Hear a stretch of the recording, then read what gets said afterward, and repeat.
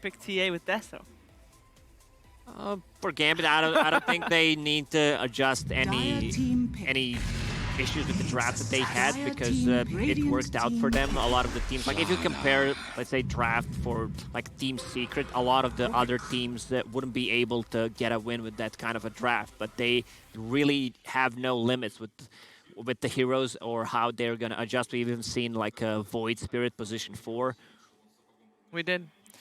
Let's see, we are in the draft. We already have the opening from Gambit. Aggressive mode started off with a Nyx Assassin, so taking a page out of Gambit's book. That's what they did last game. And the Slaughter Rubik on the side of Gambit. Solid opening for both teams. I mean, obviously I don't know the next hero for aggressive mode, but you can't really go wrong with anything that's on the board at the moment. Yeah, I like the Slaughter Rubik a lot. It's just like a guaranteed good lane. You're not going to lose too much there. In aggressive mode, get a hero to partner with the Nyx. And in similar story to last game with the Timber Swords, this hero that can also be left alone, allowing the Nyx to start roaming around, making plays, particularly pressuring the mid lane, of course. So I like how this Darkseer pairs with Nyx. Now, I do want to point out that yesterday when they were, like, 2 of the games that they won against Ninjas of Pyjamas, they had that Darkseer and they played it on Lil. Nyx Assassin kind of also a position 4 hero. I'm assuming Spartan can play that too, and actually that's a hero that you can also play multiple positions. But it worked out in position 4 yesterday, so something to keep in mind is that is a flex pick for them. Yeah, that's pretty cool how both these 2 picks can be played in core or support roles, can be played Nyx 4, even 5 positions. So I don't like the Nyx as a 5 against the Slaughter Rubik lane. I think it's very weak against Slaughter because you don't want to trade right clicks. You're just going to be giving him these bash procs. So I do feel like the Nyx needs to be playing as a 3 or a 4. Yeah, I think they definitely need a position 5 who is arranged to deal with Slaughter. Right now, it looks like it could be a potentially a core, a position 3. Also, I think they should try to get rid of Templar Assassin. I just really love the combo. TA plus Slaughter. You have like super early roach taking abilities. Also, it scales well and transitions into late game. Like, support just gets one-shotted. Yeah, pretty much. You definitely want a physical damage core with Slaughter. Yeah. If you're not getting TA, you want like the Lifestealer, or we saw the Lifestealer and the Riki were banned last game when Slaughter was picked. These are the kind of cores that really excel with Slaughter. We do have the respect ban on the FN's bat, by the way, as well. Yep. And that made Oracle second phase ban. In terms of core bans, though, compared to previous game, it's not that much. Like, there's a lot of options still there for both Dream and Skeeter. I think that really favors Gambit because how scary some of those heroes are with Slaughter. Like, the Slaughter last game, it felt like there wasn't a great partner for it. With you just want that Corrosive Haze partner. And with Lifestealer and Riki still in the pool, you've got carries, you've got the TA mid. I feel like whichever physical damage core you go for is going to have a fantastic time. One combo that I really liked was Windranger and Slaughter. That's just sick. Not sure if it's doable here. They still need to wait a little bit to see if it's a good pick. Not sure if they even play Windranger. FN, kind of new player, even though he's old school, but was taking a break for some time. Yeah, we'll see what kind of combination they'll end up getting with it. I want to see Barania having a good matchup, good early game. Remaining. I feel like he can't play from behind. He feels a bit lost. The same thing happened during European qualifiers. They were just 2 wins away from qualifying to a major, but after that, it seems like everything fell apart for them. Radiant team pick. Yeah, that was rough. After those losses, they didn't win a single game anymore during the minor qualifiers, of course. Ancient Apparition will cement Slaughter as a position 3 for Gambit, so that will be Shaklow's hero, or at least as a core. You know, there's still this off chance that it's a Dream Slaughter, but you know, I've never really assumed that's going to be the case. And another Frosty hero on the side of aggressive mode, it is the Lich. Riki. There's the Slaughter partner, Riki Maru. You like it? I love it. Yeah. Riki always, good. It feels like you need that 1-2 extra hits to get a kill. With Corrosive Haze, it's a guaranteed kill. Once he gets that Diffusal Blade, no one is safe, and they don't have any kind of save besides the Frost Armor from Ledge, which I don't think it's enough in this situation. The Riki, Radiant I mean, team I haven't played this or seen it, but it feels like it should be really good against Darkseer in lane. You've got the high base HP regen, very easy denies. To me, in my head, it just seems like a lane where Riki should do just fine. Yeah, I mean, Darkseer is not going to contest the lane. You want a creep skip, which gives Nyx Assassin ability to gank the other lanes. And this is Ember Spirit into Riki. 10 seconds remaining. So he's not going to have an easy time casting his spells. No. 5 seconds That's a remaining. questionable. That's some question marks coming out for you guys. Even for me, I mean, sort of. I mean, the Riki doesn't normally get the smoke cloud till pretty late, but yeah, once it comes online with Diffusal Blade, Ember has to play very cautiously, so...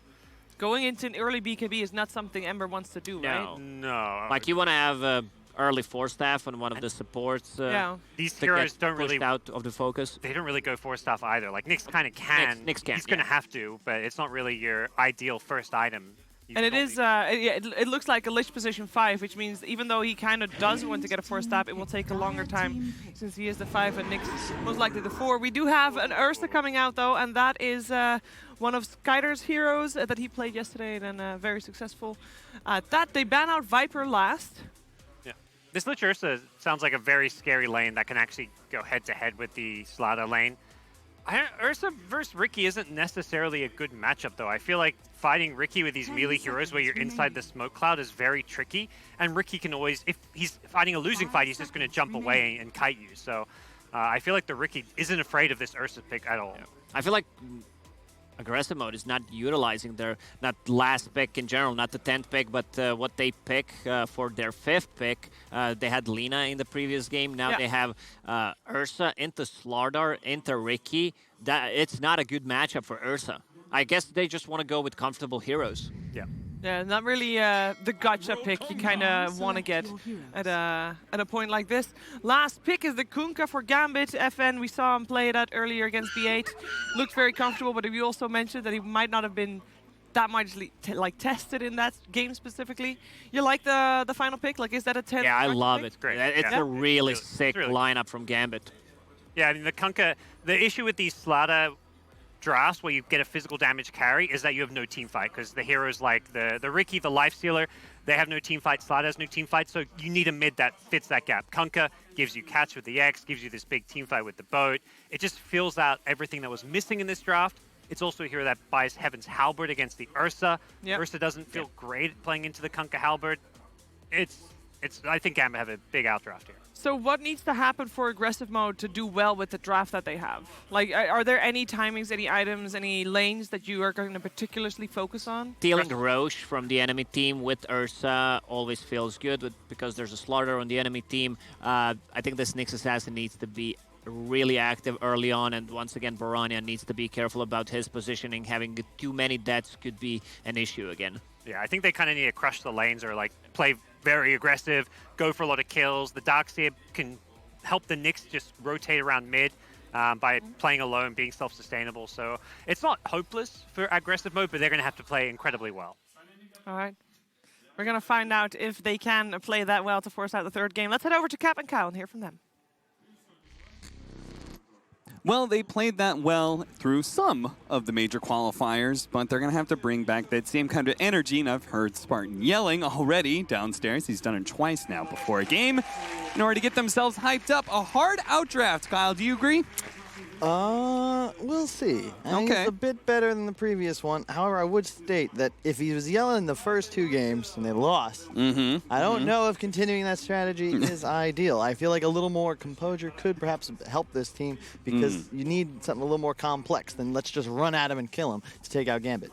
Well, do you think they have something a little bit more complex here? The Ursa was certainly not something I was quite expecting from aggressive mode, and as the panel kind of pointed out, it's a little bit hard countered by a Kunkka, not just with the boat, but the Heaven's Halberd build as well. And the X's as well. It just maybe I take it all back. I like Gambit's draft a lot. Okay. And now that you've gotten a chance to really look at it, break it down. This is also such a good Riki game. Like, oh my goodness, look at this. Yeah. All of these heroes hate playing against Riki. Very strong. Limited catch. Against the Ember Spirit in particular. Darkseer as well. I hated playing against Riki as Darkseer. Still do. And this...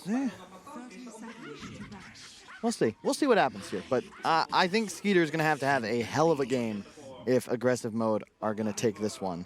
Also, really happy to see FNG on his Ancient Apparition. I think this hero is still somehow underrated. You know what's weird is that I'm pretty sure, not pretty sure, I know we watched a game in the major, pretty sure it was in the playoffs, don't know who it was, but there was a Riki on the enemy side, and they said, we're going to counter that with a Darkseer. And they decided to, you know, just try and play aggressively into this Riki, and it didn't work at all because Riki, high armor, and high regen. Yes. Like, he's High able to damage, tank too. creeps, no problem, and honestly, level 1 and level 2 of Darkseer isn't that big of a threat. Well, you also have the bounce away, right? So even if you go on him, if he doesn't want to get aggressive, he just hops away to his support, and you're in trouble. Yeah. Also, getting aggressive on AA is somewhat difficult. You can't kill clear creep waves up top, Right. but you're not going to really be able to dive these guys either. All right, well, last time around we saw the Nyx Assassin, they definitely started off by cutting creep waves and pretty much dodging the Riki lane. Looks like this time they're going to try and actually fight the Riki in lane. We'll see if that works out for them, though. So, other than that, our bottom lane, Slardar matchup. They do have a laning carry that might feel comfortable in a Slardar lane. I honestly don't know. I'm not sure if I've seen this matchup in the current meta, where Slardar is easily the best offlaner of the game. But I imagine any melee carry is going to have somewhat of a difficult time against Slardar. Yeah. Because you just trade CS, and then all of a sudden he gets his 4th hit, and he just bashes you, gets some good damage in. Yeah. It's similar to Slark, right? Just you can't really lane against a hero that just always is going to deal more damage in a straight-up click war. And it'd be surprised. Ursa, like, if you don't win against a melee hero in lane, like, what is Ursa anymore? Yeah. The hero got hit with the nerf hammer quite a few times, but I think the game just sort of passed by. Like, Ursa used to be this hero that could, like, up the tempo, you get an early roche, something like that, but nowadays that's kind of every hero that's good. Like, you get any sort of lineup that has a medallion, you find a well-timed double damage rune. Yeah. Like, in many ways, I just see TA as being like the superior mid-game hero that does Roshan for you. It's also the utility and the spread damage, right? I think that's another thing, is that cores that solely deal single target damage are just weak nowadays when everything's got the built-in cleaves and you can farm ancients. Like, what does Ursa do even farming, right? You don't have a natural tool. You kind of just have to run at enemies. Yeah, we'll see. Maybe they know something we don't. You never know. I mean, there is a lot of ways for them to run at enemies, especially with a little bit of a speed boost from the Darkseer. We've been seeing a lot more Darkseer recently, ever since the Surge change, right? That was the big change that happened to him recently, where they made level 1 Surge actually useful, because before it was just a very weak movement speed buff. I remember playing that for the first time without reading the changes. I tried to surge myself away, and I'm like, what is what? Because it was like barely worth casting the spell. It was one of those quick moments of you feel the hubris, right? Because I'm like, oh, these idiots, they keep trying, they're not going to kill me, I'm a Darkseer. And then, guess what, Cap? They got me. They definitely killed you, huh? 2-man stun from Shochlo, and the bash is built up. So that's going to be your first blood, and possibly second blood as another round of Crush lands on a Spartan. I'm not sure what aggressive mode thought they were going to do there, but just like Spartan somehow thought he was going to be able to kill Vampire. Spartan move. I love the guy. He's got this thing about dying. He just wants to die? It's like he's playing Oracle at all times. Just listen to that Logic song all day. Easy kill on Abora, but FN being body blocked and stunned just enough with an Ion Shell as well. Lil, stay close to him. Stay close to him. You got him. Just stay on top of him. The Ion Shell will do its work. He is going to claim the last hit because it's Lil, and he wants that money. That's really nice there from Lil. That's one of my favorite rotations to make. When you are the support with the Darkseer, just get a shell, TP in, and you almost always are going to get that return kill. Although, surprised, I think you can salve through that. I'm surprised he didn't try. I'm fairly certain you can salve through level 2. I think it's up to level 3 Ion Shell. And it was only level 2. Yeah. I wouldn't be surprised. I'm surprised also no point in Q. I know this seems to be the the play, but I've seen some Ursas go like for their Q, E, and skip W. Yeah. I feel like it's better here just because Yeah, you get I like on it top as of the well. Ruby, you get Frost Shield, and you literally hop forwards. Yeah. That was the spell that really got improved, whereas everything else got significantly nerfed over time. And Dream up top, and it hit 6 soon, farming very nicely up top. A lot of this Darkseer CS is from the jungle, so not quite as valuable. Yeah, and like we pointed out very early on, Riki, despite what your like preconceptions about Riki and like being a very poor laner, like no stats and stuff like that, he's a much different hero now. That massive amount of regen that he has in lane, coupled with the fact that he has naturally high armor, means that he really can deal with the pressure of a Darkseer lane. Almost no problem. Oh, and make They're him gonna try move. for it. Trying to make some moves here behind the tower. Meanwhile, bottom lane, Crush comes down. Skeeter taking a lot of damage. The bash has been built up, and he's going to lay it onto Spartan here. Might be able to finish him off as Crush will do the trick. Meanwhile, Skeeter thought he could wrap around and maybe kill Vampire, but the two of them just stick together as much as possible, the 3 and the 4.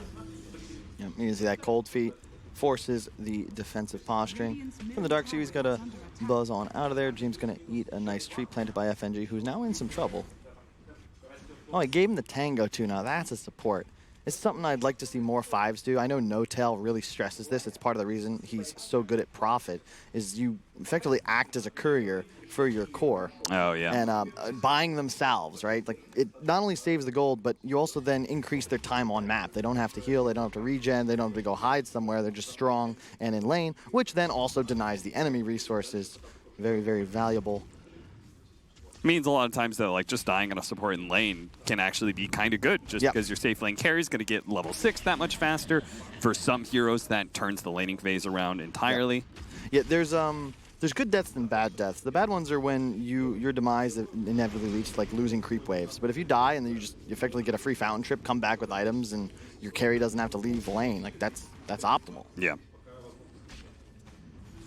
You'll see sometimes like supports just get really aggressive at times, try and trade out kills just because it's time for that kind of rotation. They do manage to land that impale, but I don't think they really want to go on shots though with Skeeter being so low. He's always low in this lane. Shots though is still going to be in trouble with the Ion Shell. The boat's coming in. It's going to land on a Spartan, instantly killing him and pushing Lil deeper into the enemy side. Now he's going to be pulled back in by an X where Shotzo's set up. Hits the stun, double kill for FN. A nice rotation. It just once again feels like Gambit, as we approach the mid game, are going to just be significantly stronger.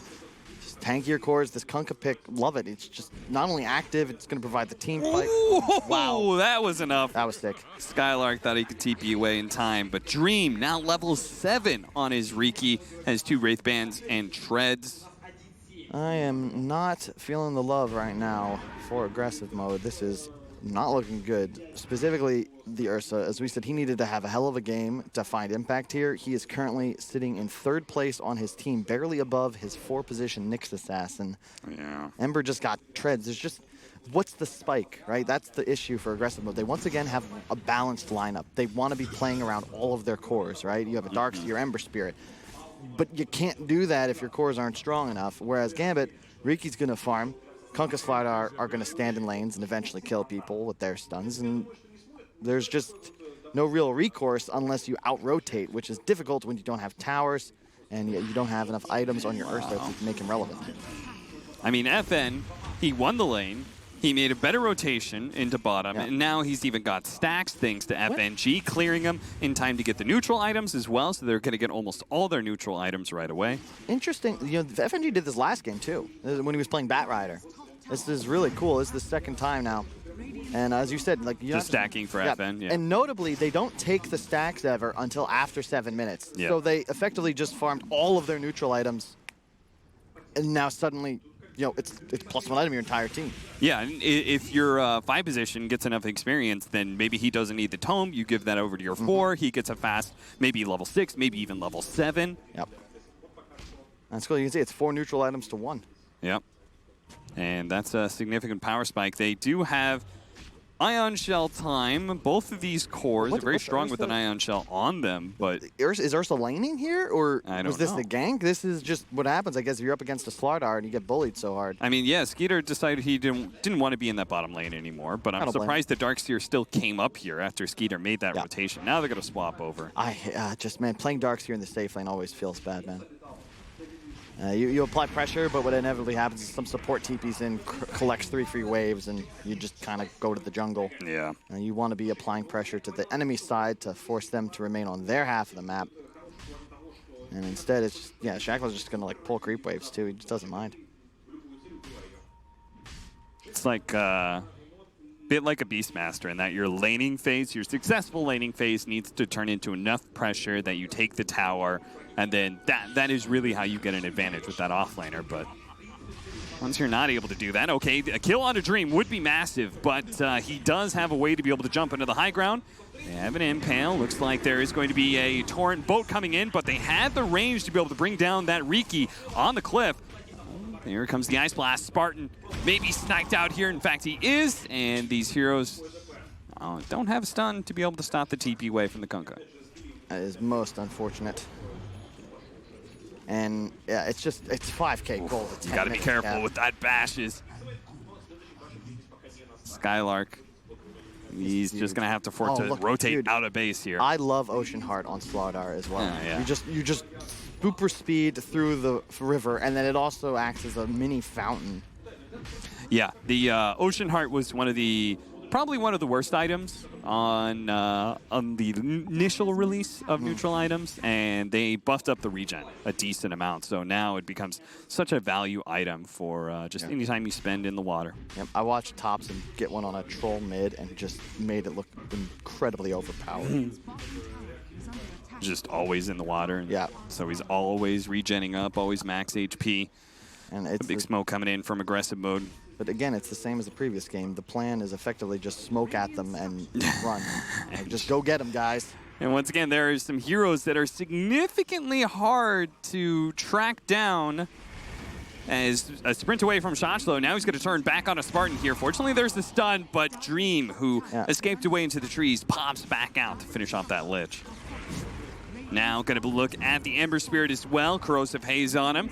Dream has another Blink Strike up. That's so much damage, man. But there is going to be that Impale, allowing him to escape. But again, this all started with a 4-man smoke. You lost a support. Your cores are forced away from the lane. You didn't do anything to stop Gambit. Gambit continued to farm your lane, your jungle. All that's really happening is Skeeter is farming top.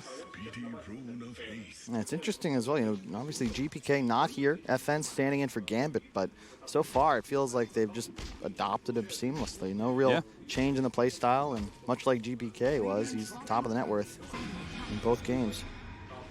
What did he manage to steal there? Vendetta, so if he can actually get it off away from the chains, he might be able to escape, but they still had the vision down. Laid out a sentry. Trade out supports though. Bora, a little bit low, has to jump himself away. Skeeter starts laying some damage on FN, pops his Enrage.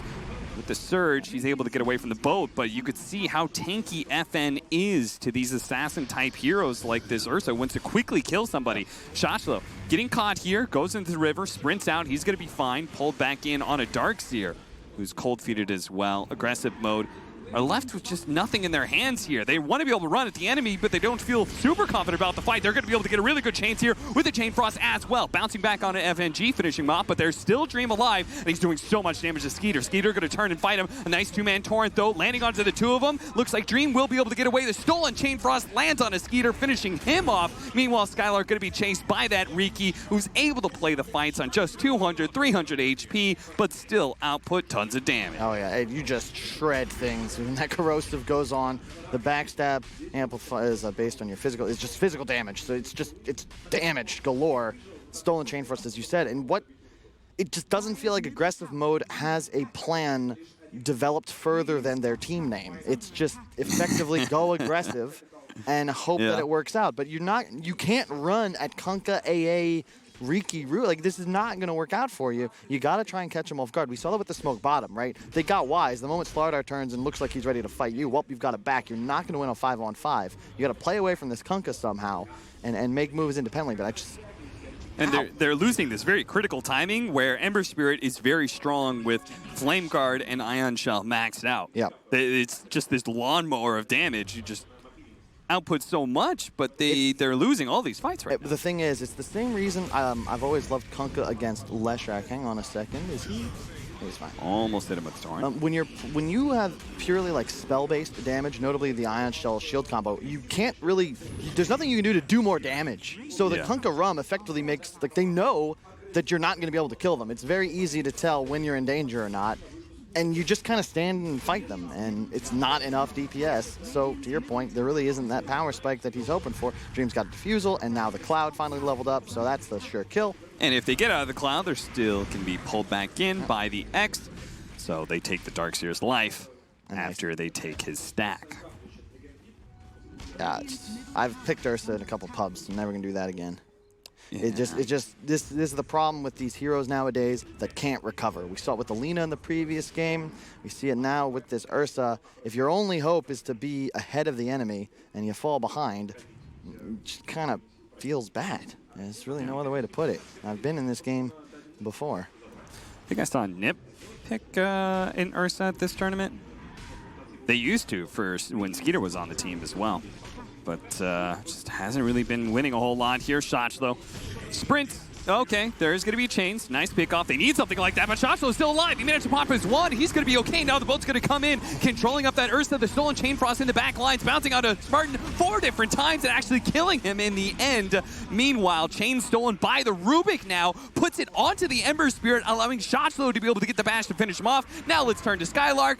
Double kill for Dream, 4 dead on the side of aggressive mode, while Skeeter limps away, the last alive for this team that is now down 12K net worth, 5-20. This is just a massacre, Kyle. It is indeed, Cap. Whole series this far feels very one-sided. Gambit coming out of the gates incredibly strong. Like the way they've drafted, like the way they've been playing, but I will say aggressive mode, it does feel like both games, they just simply aren't playing with the same level of Dota IQ. Gambit just reading their movements like a book, and I haven't seen Gambit make a move that's failed, with the exception of diving the fountain, which traditionally does not work out well.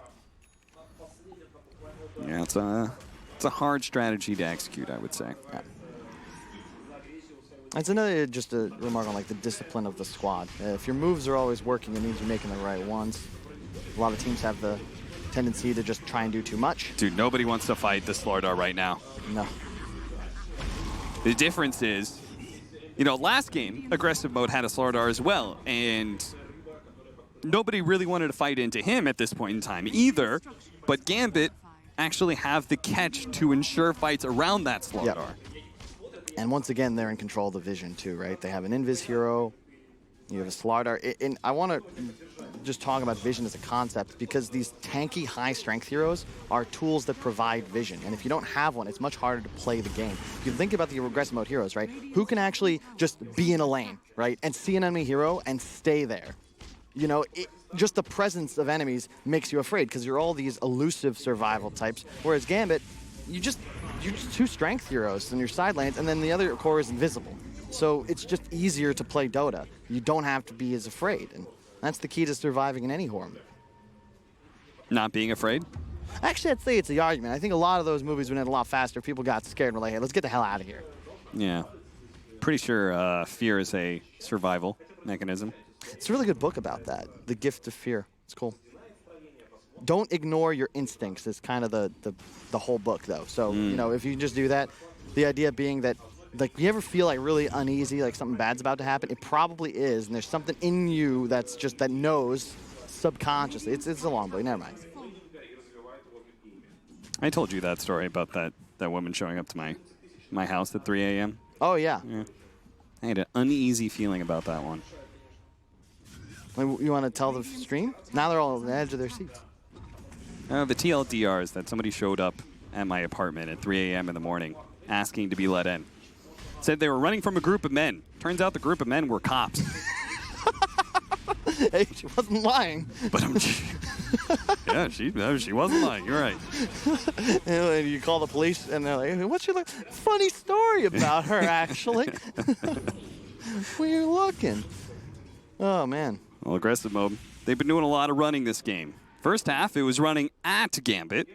Then they lost a lot of fights, and now they're running away from Gambit at all times. As you could see, Bora, who's just trying to cut creep waves as much as possible and find farm where he can, but as soon as too many heroes show up, he has to run away. Yeah. And I'm not sure, like, when they can reach a power spike that turns this game around, because these heroes were momentum. I almost want to pause right here. Yeah. Look at the map. Look at the mini map. Gambit, Okay. 5 heroes in a line throughout the map. And then you have aggressive mode effectively using the lanes as their only method of travel. Yeah. All on their side of the river. Now, of course, they're moving out because of the smoke. They're going to try and sneak a rush. You got to make this kind of play when you're behind. But you can just see Gambit are playing in so many different places at once with no fear, both because of the advantage and just the way that draft works. We'll see if they're going to AA ult. Hey, this is cool, right? So they're being really aggressive. Oh, no. The courier. Oh, no. It showed off the Roshan. Uh-oh.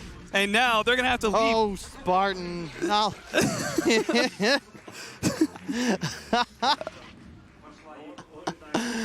The man likes to fight. You got to give him that much. I want him in my corner. I ever get in trouble in some bar. Yeah. I know Spartan won't back down. No way. No matter how big the other guy is. As you could see with that Lich versus Roshan 1v1. The funny part is that aggressive mode was playing really aggressive on the bottom lane, showing their Nyx assassin and such. This is what Lil does. Lil's literally hitting the tower saying, hey, come bottom lane, come kill me, come kill me. Because he's like, my team's gonna take Roshan. Worst part is, he does this, feeding in order to open up Roshan for them, and they don't even take it. Yeah, and just to tell the tale of how this game's gone, it's 6 minutes past tier 2 neutral. Is Riki trying to solo Roshan right now? I think with his Manta, he's trying to solo Roshan. Can he? I mean, oh, Jesus, it's looking like it. The Corrosive Haze will make it a lot easier. Goodness. That's really cool, though. I love the Manta Diffusal build. This is nice, especially against Ember or Darkseer. Yeah. I mean, Manta, just always nice if you don't have any sort of cleanse against Dust. But then on top of that, if you got something like Chains to be able to remove. Even sicker. While they were doing that Roshan, FN was just boldly hitting the tier 2 because he's got Heaven's Halberd, Bracers, Strength Treads, and an AC. So he's damn near impossible to bring down unless it's 5 heroes focusing on him for like 10 seconds. And again, aggressive mode have no other big timing. Yeah, and it's, again, just look at where they're standing. 3 in the base, 1 hiding in trees, and Skeeter just farming bottom desperately. They're literally just waiting for Gambit to throw somehow. Well, hey, to be fair, they have proven that they're willing to do that. Okay, yeah, true. So the next play is just to leave like a line of heroes. You know, like a trail of breadcrumbs leading back to the fountain? Exactly. Yeah. Exactly. Hansel and Gretel them. Yeah. Just that last breadcrumb needs to be Skeeter inside of his fountain. Ready to go with Enrage. Well, Boris almost got Crystallis. There you go. And Boris going to die here. Oh, never mind. Eul Scepter actually onto the Riki will allow him to get out of the smoke cloud and away to his Remnant.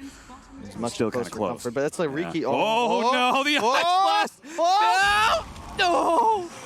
Just Bora a little over. He just saw his life flash before his eyes. This icy explosion in front of him. Bottom lane, they're going to go on this Darkseer telekinesis. They wait for the telekinesis reposition before Xing him just to get the maximum amount of repositioning on Skylark here. They're going to be able to burst him down pretty easily with that combination. Meanwhile, FNG is not so easy to bring down as the Ember Spirit being controlled up. Fortunately, is going to be able to Eul's and Sleight of Fist until he jumps away to his Remnant.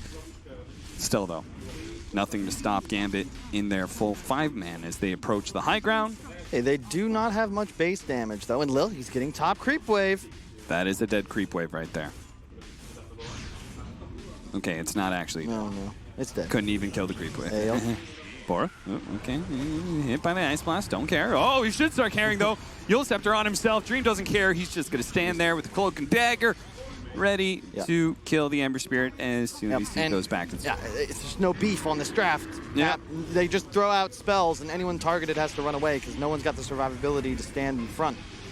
Yeah, the only real beef they have is this Ursa, but as soon as he loses his Enrage, he is so squishy. Chain Frost bouncing between the two cores. Dream doesn't really seem to care that it keeps on hitting FN. After all, Dream, he has the Aegis, and FN, well, he's got enough HP for 3 heroes, so. That Ursa's not beef, Cap. He's tofu. And he's not much of a bear either. That's a tier 3. It's going to be a Rax. Stolen wall green. Ooh, looks like the Felgate. Nice. I've been playing a lot from Warcraft 3. Ah, okay. I heard it wasn't great. It's terrible. It's a typical Blizzard just trying to make money so that they can have more money. Shout out to Activision. However, if you want to hire me for something in the future, I never said that.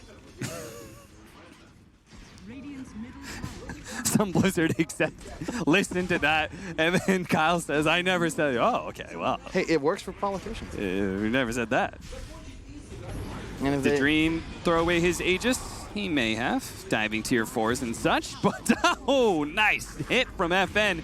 Gets a double kill, and Skeeter, who still remains stunned, will die outside of his fountain as well. Okay, the trail of breadcrumbs was almost complete. 4 heroes leading back into the fountain. The problem is their 5th hero is not here. Skylark is not in the fountain. He's in the neutral. yeah, this He's is in the jungle. 31-5. This is a shellacking, and it's over. The throne's dying, guys. Get in there. Go fights! FNG, he's a little bit low. Maybe they can actually kill him. 4 tries, but until the telekinesis, and then a boat easily chain-taking him down. The boat landing on 3 heroes. Dream, FN, having a heyday here. Clean up. Let's see another rampage, shall we? Dream just needs one more. Easy way to clean up the series. 2-0 against the aggressive mode. And you know the home crowd liked that one. I heard FNG pop off a little bit. Got a smile on his face. Really nice plays from them. One of those teams, I just got so much respect for FNG to come back out of semi-retirement.